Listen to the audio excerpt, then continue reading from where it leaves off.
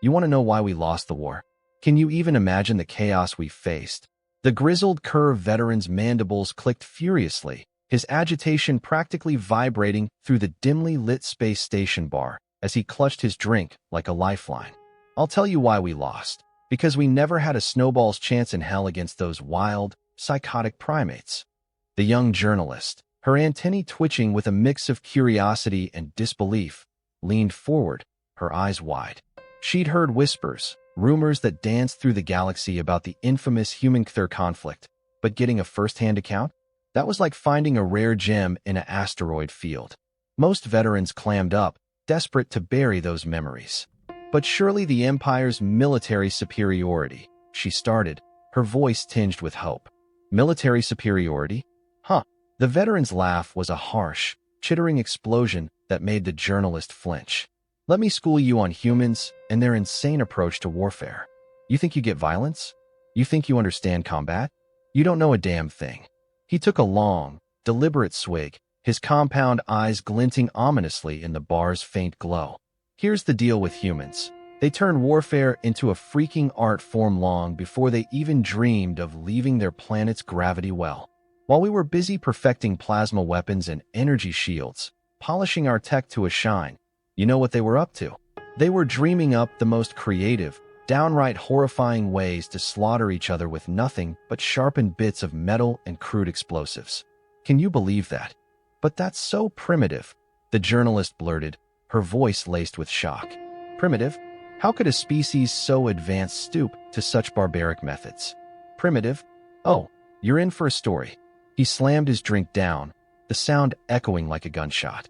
Let me paint you a picture of primitive. Our first clash with human forces. Oh, we were so smug. We rolled out our state-of-the-art battle formations, perfect geometric patterns, optimized by the finest military AIs in the galaxy. Flawless, right? You know what those humans did? They took one look at our pristine formations and laughed. Then, get this, they started chucking rocks at us. Rocks. Not just any rocks. Mind you, tungsten rods, massive telephone pole-sized chunks of metal dropped straight from orbit. Ever wonder what happens when one of those slams into a planet? They called them rods from God. Pure, unstoppable kinetic energy. No radiation, no fancy energy signatures to track, just death raining from above. How do you even prepare for that? The journalist's antennae drooped, her confidence wilting. But surely our superior numbers, she tried again, grasping for some shred of logic. Numbers? Oh, that's the kicker. Another harsh laugh erupted from the veteran, his mandibles quivering with bitter amusement. We thought the same thing, kid. We had them outnumbered 10-1. A textbook asterisk military superiority? Huh. The veteran's laugh was a harsh, chittering explosion that made the journalist flinch.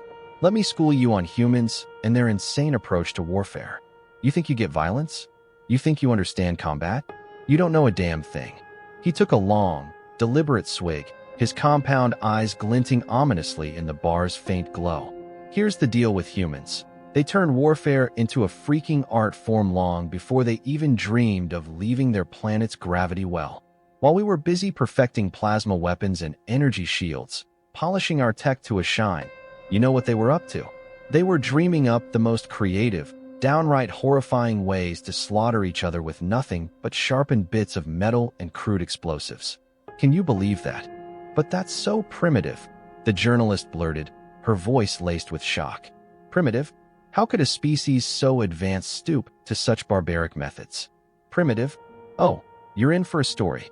He slammed his drink down, the sound echoing like a gunshot. Let me paint you a picture of primitive. Our first clash with human forces. Oh, we were so smug. We rolled out our state-of-the-art battle formations, perfect geometric patterns, optimized by the finest military AIs in the galaxy. Flawless, right? You know what those humans did? They took one look at our pristine formations and laughed. Then, get this, they started chucking rocks at us. Rocks. Not just any rocks. Mind you, tungsten rods, massive telephone pole-sized chunks of metal dropped straight from orbit. Ever wonder what happens when one of those slams into a planet? They called them rods from God. Pure, unstoppable kinetic energy. No radiation, no fancy energy signatures to track, just death raining from above. How do you even prepare for that? The journalist's antennae drooped, her confidence wilting. But surely our superior numbers, she tried again, grasping for some shred of logic. Numbers? Oh, that's the kicker. Another harsh laugh erupted from the veteran, his mandibles quivering with bitter amusement. We thought the same thing, kid. We had them outnumbered 10-1, a guaranteed victory. But you know what humans are absolute wizards at? Fighting when the odds are stacked against them. They've got this whole mythology, stories like Thermopylae, Agincourt, Rourke's Drift, that they practically worship. They turned fighting outnumbered into a damn sport. While we were busy crafting combat doctrines rooted in cold logic and efficiency, they were inventing video games, these wild simulations where they played out every combat scenario imaginable. By the time we crossed paths with them, their civilians, yes, their civilians, had spent more hours strategizing tactical combat than our top military minds. Can you wrap your head around that? But that's just simulation, the journalist argued, her voice tinged with desperation. Surely actual combat is different. Different? It's exactly what they've been gearing up for since the dawn of their species, the veteran shot back, his eyes blazing. Every human kid grows up playing war games. Capture the flag, paintball, laser tag. They turn combat into fun. And that's not even the worst of it. He leaned forward, his voice dropping to a chilling whisper, his mandibles barely moving. The scariest part? Their creativity. We thought we had warfare all figured out, like it was a science. Perfect formations, optimal weapon setups, risk assessments calculated to the nth degree. But humans? They look at a battlefield and see a canvas bursting with possibilities. Who thinks like that? What do you mean? The journalist asked, her voice trembling, hanging on his every word. Let me take you to the Battle of Imus Antori, our crowning moment, or so we thought, he said, his tone dripping with irony. We had their fleet cornered, superior numbers, perfect positioning, overwhelming firepower. By every tactical calculation, they were done for. You know what they did? They intentionally blew up their own antimatter reactor containment fields, created a massive electromagnetic pulse that fried their systems, and ours. Both fleets were dead in space, floating like sitting ducks. And then, oh, you're gonna love this. They launched boarding parties using chemical rockets. Primitive, right? Can you even imagine the terror? You're in a state-of-the-art warship, surrounded by the galaxy's most advanced tech, and suddenly humans in clunky mechanical pressure suits are cutting through your hull with thermal lances. Not plasma cutters, not energy beams, just stupidly hot metal. And get this, they were singing while they did it. Singing some ancient war tune called Blood Upon the Risers, all about their soldiers' parachutes failing and them plummeting to their deaths. They sing about dying horribly to boost morale. What kind of unhinged species does that? The journalist's mandibles twitched nervously, her composure crumbling. But surely they're technological limitations. Limitations? Huh, that's where we all got it dead wrong, the veteran interrupted, his voice sharp as a blade. We thought their primitive tech was a weakness, but humans? They don't give a damn about tech the way we do. To them, it's just another tool in their endless toolbox. They'll sling plasma rifles right next to old-school ballistic weapons, run quantum computers alongside mechanical analog systems. Whatever gets the job done, their game. You want to know what really hits home? Their language. They've got this saying, there's more than one way to skin a cat. First time I heard it, I was like, what the hell does that mean? Turns out, it's just an idiom about creative problem solving. But think about it. A common phrase about different ways to rip the hide off an animal? That's the kind of species we were up against. Who even comes up with that? But we had better ships, better weapons. The journalist tried, her voice faltering. Better ships? Oh, let me tell you about human ships, he scoffed, leaning back with a smirk. While we were crafting elegant vessels, perfect symmetry, optimal energy flow, works of art, humans were out there strapping engines to giant, ugly chunks of metal. Their ships weren't pretty. They were brutal, over-engineered beasts built to take a pounding and keep swinging. They didn't even bother with fancy energy shields on their smaller ships, just piled on layers of thick armor and called it good enough. Good enough. Can you believe the audacity? He took another swig, shaking his head. And their weapons? Sure, our energy weapons were more advanced, but humans? They brought everything to the fight. Energy weapons, projectile guns, Kinetic kill vehicles, chemical weapons, biological weapons. If it could hurt someone, they'd weaponized it. They even turned information into a weapon. Mimetic warfare, psychological ops, you name it. They didn't just want to beat us on the battlefield. They wanted to shatter our will to fight. They studied our culture, our psychology, our social structures, and then used it all against us. Spread rumors, spun wild stories, planted urban legends that spread like wildfire. By the war's end, our troops were surrendering left and right because they'd heard humans could smell fear and would grant a quicker death if you didn't resist. Can you imagine falling for that? The journalist's antennae twitched so fast they nearly blurred. But that's ridiculous, she gasped. Of course it was ridiculous, the veteran roared, throwing his hands up. But that's the thing with humans and warfare. They don't care if it's ridiculous. They care if it works. If it's effective, they'll use it, no matter how bizarre or backward it seems. He drained his glass, slamming it down with a thud. But you want to know the real, gut-punching reason we lost? The fundamental, unshakable truth about why humans are unbeatable in war. Why? She whispered, barely audible, her eyes wide with dread. Because they love it, he bellowed, his voice shaking with a mix of awe and horror. Not the killing, not the death. Well, some of them do, and those ones. They're the stuff of nightmares. But the challenge, the problem-solving, the strategy, the tactics. They treat warfare like a giant, twisted game, a puzzle they can't wait to solve. And damn, are they good at solving puzzles. He gestured wildly to the bartender for another round, his energy uncontainable. You know what they did after we surrendered? They invited our military brass to a paintball tournament. Said it'd be good for post-war relations. Can you picture it? Our highest-ranking survivors, the elite of our forces, getting pelted with colored dye balls by cackling humans who treated it like a backyard barbecue. Who does that? That's disturbing, the journalist stammered, her mandibles trembling. Disturbing? That doesn't even scratch the surface, he shot back, his eyes gleaming with a mix of fear and fascination. You know what their civilians were doing while the war raged? Building model replicas of our ships and vehicles for fun, crafting simulated battles in their video games, writing speculative fiction about all the ways the war could have played out. Their whole society is wired to obsess over conflict, to think about it, analyze it, enjoy it. He leaned back, his compound eyes catching the starlight streaming through the station's viewport, a haunted look settling over him. So, you want to know why we lost? Because we were fighting soldiers, but they were fighting warriors. We were wielding science, but they were wielding art. We fought because we had no choice, but they fought because they'd been itching their entire existence for a chance to prove themselves against an alien foe. How do you beat that? The journalist fell silent, her mind reeling as she processed the veteran's words.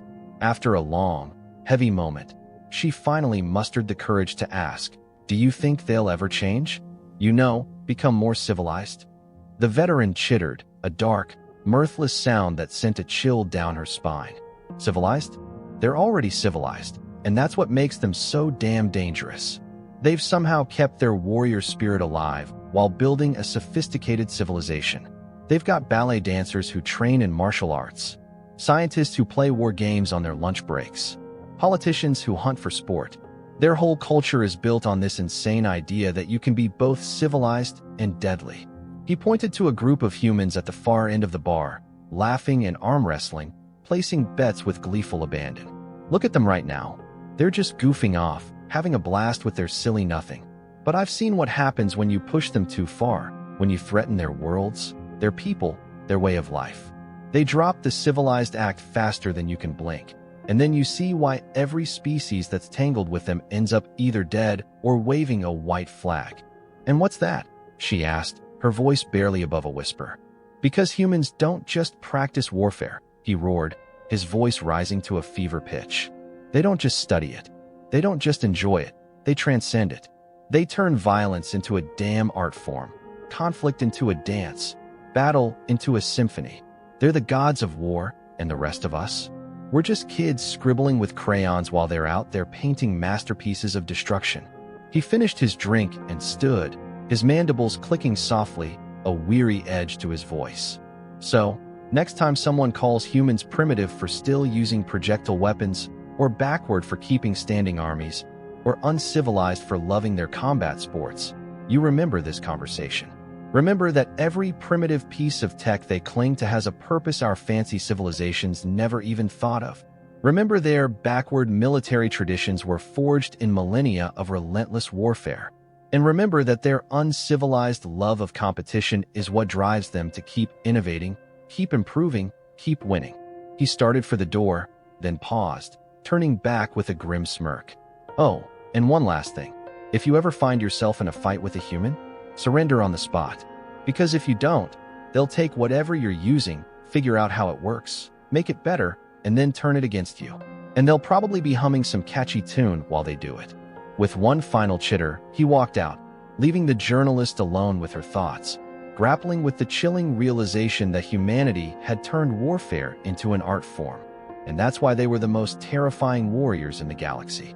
And what's that? What makes humans so terrifying? The journalist pressed, her antennae quivering with a mix of dread and fascination, her voice barely above a whisper in the smoky haze of the space station bar. The grizzled curve veteran leaned forward, his mandibles clicking softly, his compound eyes blazing with a fire that seemed to burn through the dim light. Because humans don't just practice warfare. They don't just study it or enjoy it. They transcend it. Can you even fathom that? They turn violence into a breathtaking art form, conflict into a mesmerizing dance, battle into a soaring symphony. They're the gods of war, and the rest of us? We're just stumbling around with basic arithmetic, scratching our heads while they're out there composing grand operas of destruction. It's unreal. He slammed his empty glass down, the sound ringing out like a gunshot, and stood, his frame taut with the weight of memories. So, the next time some smug fool tells you humans are primitive because they still use projectile weapons, or backwards for keeping standing armies, or uncivilized for loving their combat sports, you remember this moment. Burn it into your mind. Every primitive piece of tech they cling to, it's there because they found a use for it that our so-called advanced civilization couldn't even dream of. They are backwards military traditions, honed by millennia of relentless, blood-soaked warfare. And that uncivilized love of competition, it's the fire that drives them to innovate, to improve, to dominate. Don't you ever forget it. He turned toward the door, his steps heavy, then paused, spinning back with a grim, chittering smirk that sent a shiver down the journalist's thorax. Oh, and one last thing, listen close. If you ever find yourself in a fight with a human, surrender immediately. Don't even think about it. Because if you don't, they'll snatch whatever you're fighting with, figure out how it ticks, make it better, and then turn it against you. And you know what's worse? They'll probably be humming some cheerful little tune the whole damn time. With one final, haunting chitter, he vanished into the crowd, leaving the young journalist reeling, her mind racing to process the chilling truth about a species that had turned warfare into an art form. Gods of war. How could anyone stand against that? The humans at the far end of the bar were belting out a song now, something about a grand old Duke of York who marched 10,000 men up and down a hill. Their voices were loud, carefree, almost mocking in their joy. The journalist's antennae twitched nervously. She decided she didn't want to know the rest of the lyrics. Some mysteries were better left unsolved, some songs better left unheard. Who knew what kind of twisted history lay behind those words? She was about to slip away, her notes clutched tightly, when a human from the singing group sauntered over, planting himself at the bar beside her. He wore a formal military uniform, dripping with colorful ribbons and medals that seemed almost garish to her Kacker sensibilities. Too bright, too bold, like a warning. Couldn't help but overhear some of your chat, he said, his voice casual as he ordered a whiskey, the amber liquid catching the starlight. Your buddy there? He got a lot right.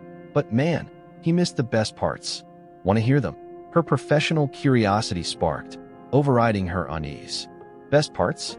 What could possibly top what he said? She asked, her mandibles twitching with anticipation. The human grinned, and she froze for a moment, startled by the flash of teeth, a gesture that screamed danger in most civilized species, but apparently meant amusement for these bizarre creatures. Oh, you're in for a treat, he said, settling onto a bar stool with a confidence that made her instinctively lean back.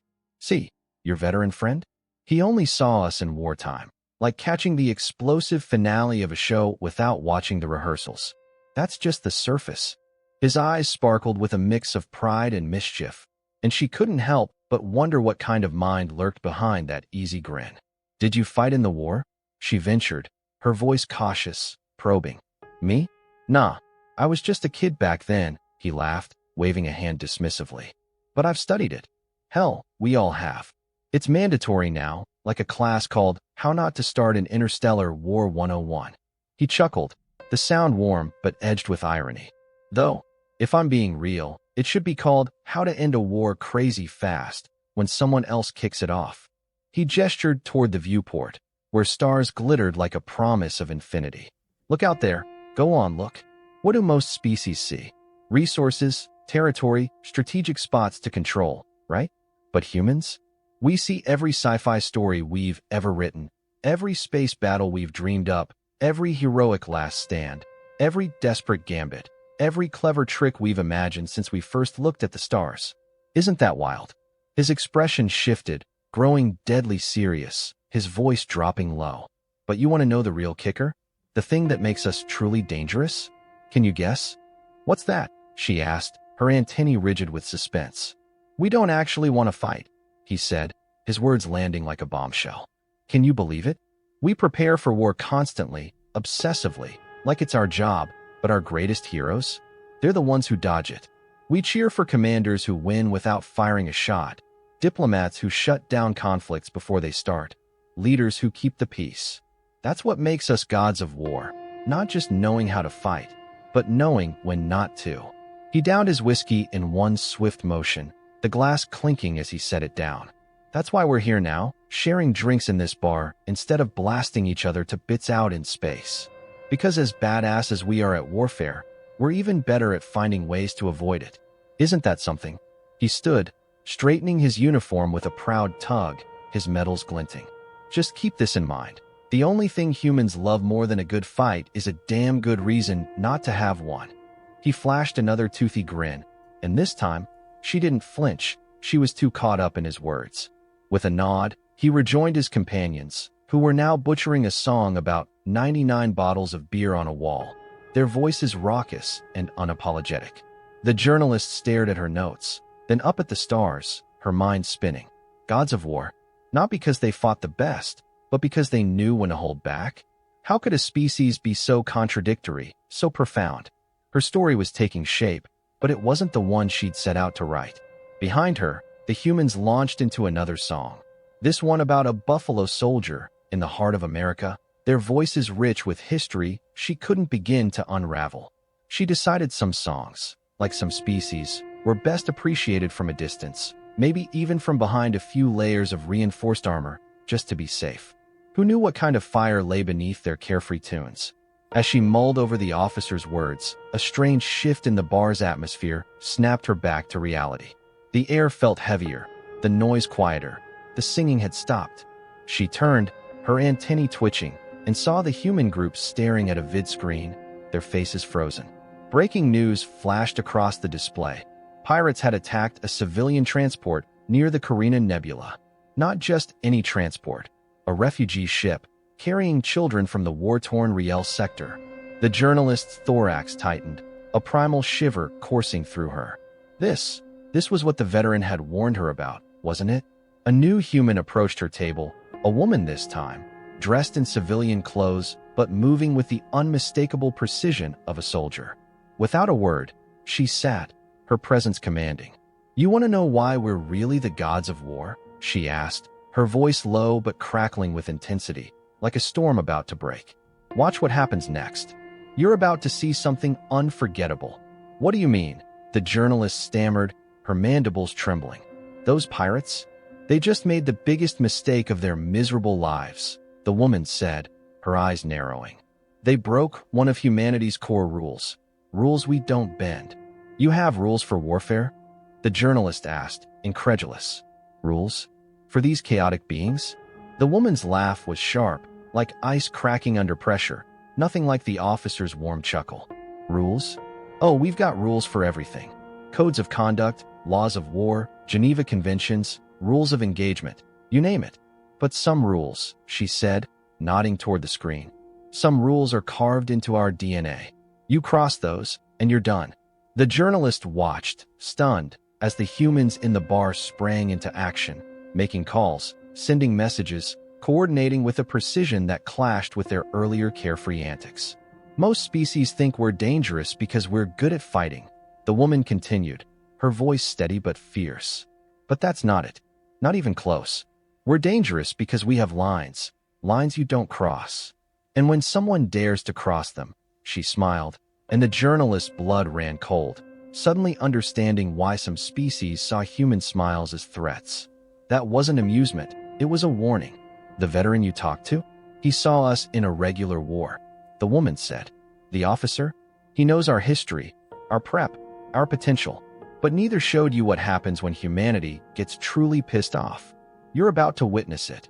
On the screen, reports poured in.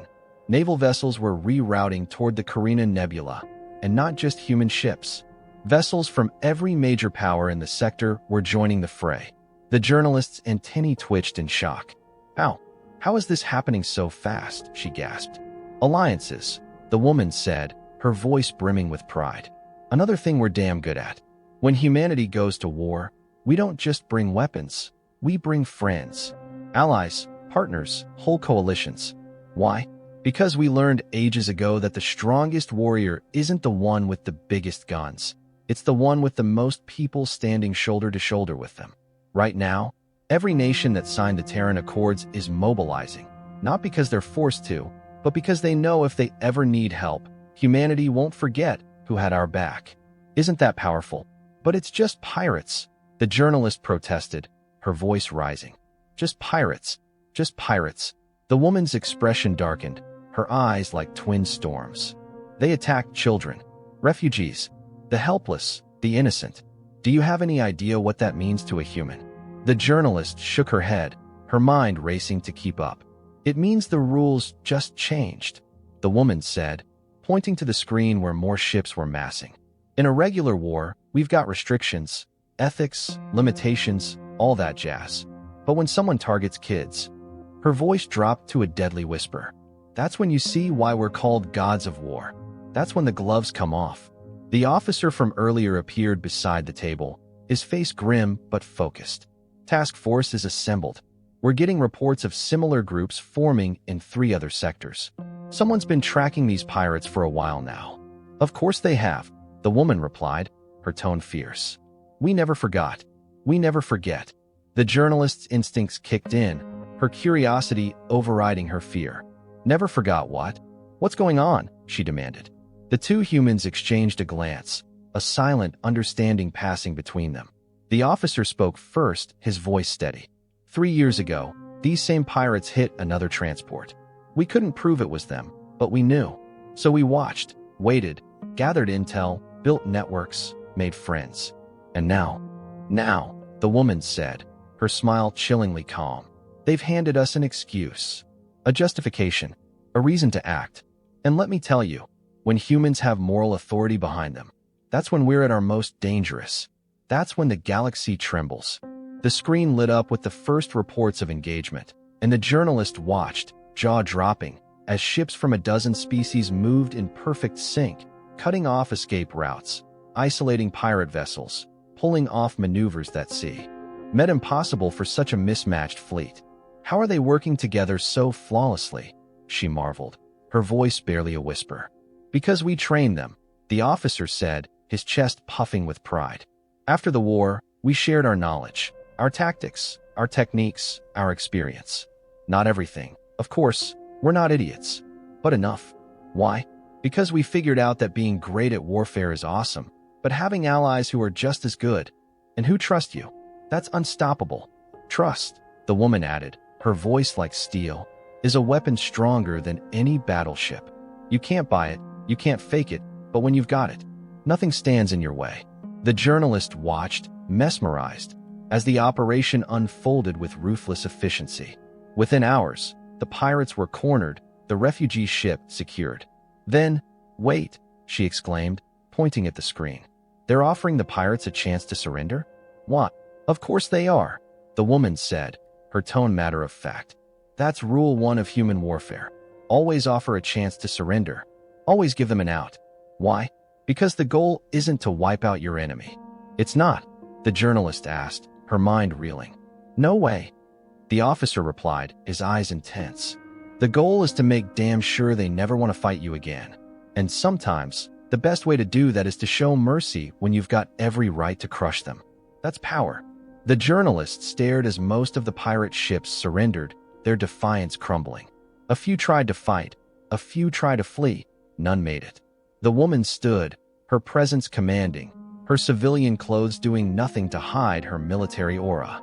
And that, she said, her voice ringing with conviction, is why we're the gods of war. Not because we're the strongest, or the most advanced, or the most brutal. No, it's because we get it. True power isn't about winning fights. It's about picking the fights worth winning and winning them in ways that stop future fights before they start. That's the human way. The journalist's eyes were glued to the vid screen, her antennae quivering as she watched the pirate ships surrender one by one. A few, in their desperate arrogance, tried to fight back. A few more made a pathetic run for it.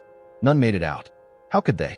And that, the woman declared, rising to her feet with a presence that filled the room, is why we're the gods of war. Not because we're the strongest, or the most advanced, or even the most brutal. Oh no, it's because we get it. True power isn't about racking up wins in every fight. It's about picking the battles that matter and winning them in ways that stop the next ones before they even start. Can you feel the weight of that? She straightened her civilian jacket, and the journalist's mind reeled as it hit her. This woman's casual clothes hid a military bearing that screamed admiral. Every movement, every word carried the authority of someone who'd seen wars won and lost. One last lesson about humans in warfare, the admiral said, her voice steady but laced with a fire that made the journalist's thorax hum with awe. We're not just good at fighting wars, we're damn good at ending them. Sometimes it's with raw violence, sometimes it's with mercy, and sometimes, most times, it's a mix of both. But always, we do it with purpose. You don't just stumble into that kind of power. The officer beside her nodded, his eyes glinting with agreement, his uniform medals catching the bar's dim light. Those pirates?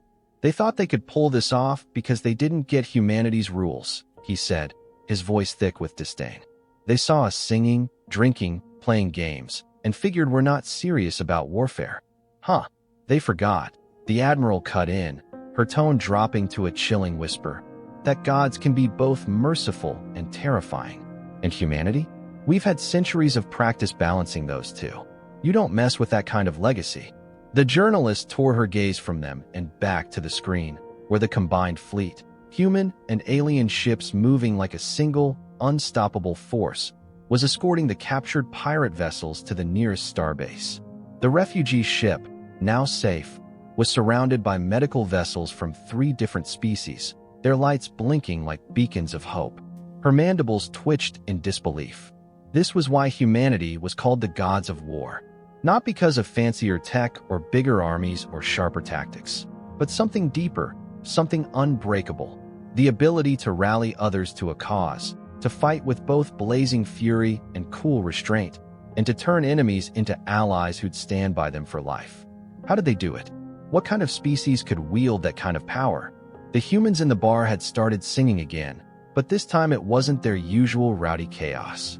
No, this was different, something older, richer, a melody that seemed to carry the weight of ages. They sang about amazing grace, their voices weaving a haunting tale of redemption, of a sweetness that lingered in the air. The journalist had heard them sing all night, but this was the first time she truly felt it. Even gods, it seemed, needed to remind themselves of mercy, to ground their fire in something softer. Could a song really hold that much meaning? The pirate incident had turned the station's bar into a buzzing hive of activity, every corner packed with curious onlookers. The journalist's antennae perked up as she noticed a group of younger aliens, students, their markings bright with youth, crowding around an elderly human in a ceremonial uniform. Unlike the active-duty soldiers, his uniform was a tapestry of history, adorned with aged medals and weathered insignia that whispered of battles fought long ago. Who was this man, and what stories did those medals tell? Is it true about the Great Memorial? One student asked, their voice brimming with curiosity, eyes wide with wonder. The old human's eyes crinkled at the corners, a gentle smile softening his weathered face. "Oh, you're curious about how we remember our wars, aren't you?" he said, his voice warm but heavy with memory. The journalist edged closer, her data pad ready, her instincts screaming that this was something new, something vital. She hadn't even considered this angle. How humans preserved their martial history. What could it reveal about their soul? "On Earth," the veteran began, his tone reverent, "there's a wall. It's a simple thing, really, black stone, polished so smooth it's like a mirror reflecting the sky. On it are names. Just names, tens of thousands of them, etched deep into the stone. People come from all over. You know, they touch the names, make rubbings on paper, leave flowers, medals, letters. It's a sacred place, a place of stories." "But why?" a young Sinton asked, their voice sharp with confusion. "Why remember the dead like that? Isn't it heavy?" "Because every name has a story," the old human replied, his eyes shining with a mix of pride and sorrow. "Every single one. We don't just honor our victories, you see. We hold tight to our losses, our sacrifices, our mistakes. That's what sets us apart. Don't you think that's powerful, to carry both the highs and the lows?" The admiral from earlier slipped into a nearby seat, her presence quiet but commanding, and the old veteran nodded to her, a silent acknowledgement of shared understanding. "Most species," he continued, "build grand monuments to their victories, statues of mighty generals, memorials to battles won. We do that too, sure, but," he paused, taking a slow sip of his drink, the liquid catching the starlight. "We also build monuments to our failures, to the crushing losses, to the true cost of war itself. Why hide from that? It's the truth of who we are. But why remember defeat?" Another student pressed, their voice tinged with disbelief. "Doesn't that weaken you?" The admiral's soft laugh cut through the air, warm but knowing. "You'd think so, wouldn't you? But it's the opposite. It's what makes us stronger. Every name on that wall is a lesson, written in blood, etched into our hearts. It's how we make damn sure those mistakes don't happen again. Isn't that worth remembering?" The old veteran nodded, his expression solemn. "We've got a saying. Those who cannot remember the past are condemned to repeat it. But for humans, remembering isn't just about cold facts or numbers. It's about stories, emotions, connections that bind us across time." He reached into his pocket, pulling out a small metal object on a chain, its surface worn but gleaming faintly. "These were my grandfather's. He fought in what we called World War II, just one soldier among millions. When I was a kid, he didn't brag about victories. No, he told me about the friends he lost, the horrors he witnessed, the gut-wrenching cost of war. That's what stuck with me. Can you imagine carrying that weight?" "That seems counterproductive," one student blurted, their eyes wide. "Wouldn't that scare warriors off? Why dwell on the pain?" The admiral's laugh was softer this time, almost tender. "You'd think it'd break us, right? But it does the opposite. When humans go to war, we don't just carry weapons. We carry memories, stories, lessons forged in blood and fire. It's what fuels us, what keeps us grounded. Every human warrior," the veteran added, his voice steady but thick with emotion, "carries the weight of those who came before. Not just their triumphs, but their sacrifices, their losses, their pain. It makes us better warriors, not because we're fearless, but because we understand the cost of warfare. Don't you see how that shapes us?" The journalist's antennae twitched, her mind racing. "Is that why humans approach warfare so differently from other species?" she asked, her voice trembling with excitement.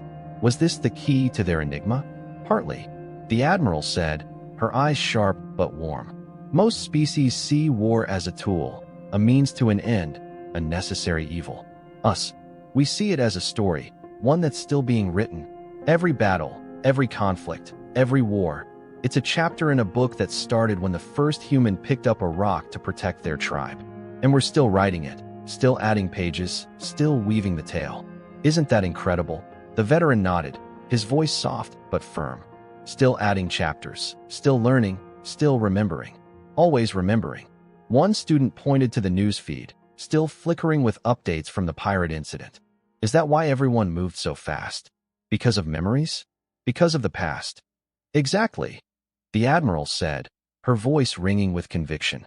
When we saw that refugee ship under attack, it wasn't just a news blip. We saw every refugee ship that's ever been hit, every innocent who's ever suffered, every time some coward thought they could prey on the weak and slip away.